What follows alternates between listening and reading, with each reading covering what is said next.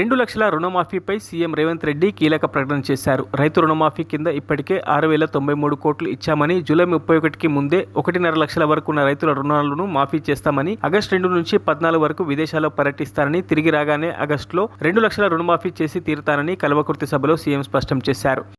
రైతాంగానికి నేను మాట ఇస్తున్నా, జూలై 31 తారీఖు దాట కంటే ముందే 1,50,000 రూపాయలు ఉన్న ప్రతి రైతుకు మళ్ళీ రెండో విడత ఖచ్చితంగా 30 తారీఖు జూలై దాట కంటే ముందే 1,50,000 రూపాయల మీ బాకీని చెల్లించి రైతు రుణం తీర్చుకుంటా అని చెప్పి ఈ కల్వకుర్తి గడ్డ మీద నుంచి నేను మాట ఇస్తున్నా.